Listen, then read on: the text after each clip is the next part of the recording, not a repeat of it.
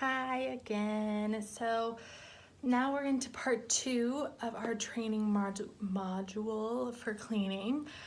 This training will go out to everybody, so you should all be on the same page on what the cleaning trainings and procedures are.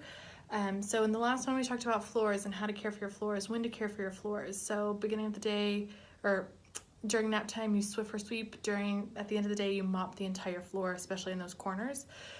Now we're going to talk about sanitizing and making sure our toys are clean. So the reason why I'm doing this training is because this upcoming Friday, so let me just double check, September 15th, we will have our first real cleaning day for all the toys that you've had in your classroom.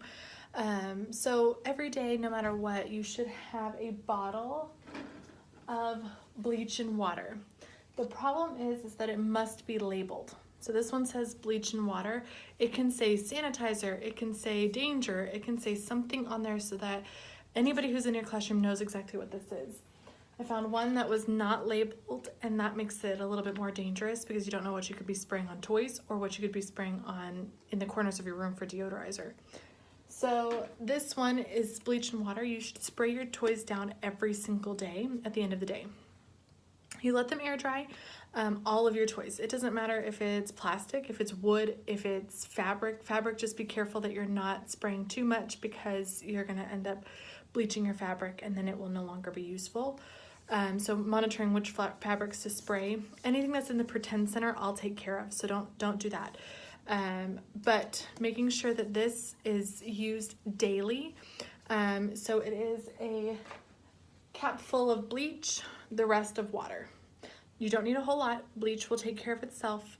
You just need to make sure that you're not putting too much because then it becomes poisonous and hazardous to the kids, but that you are putting in just enough to kill the germs.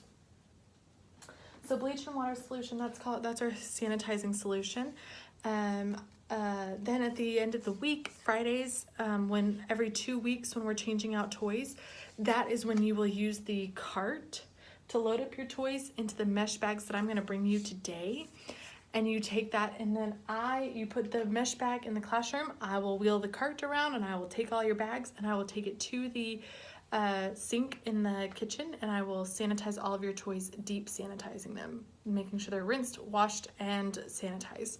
They will need to be air dried and then you will put them back in their buckets and back into the workroom. From then, you'll grab new ones. So after I've done the cleaning, you will grab the cart from me and you're gonna load up this for your classroom. In the next training, you're gonna hear more about that. So sanitizing toys, you need to be bleaching them every single day in every single center. Pretend center, let me clarify on that. Pretend center, you will also need to be sanitizing them. If it's something hard, something that's not gonna last, or something that is gonna last, fabrics don't take care of, I will wash. Fabrics only, I will wash. Thanks, see you in part 3.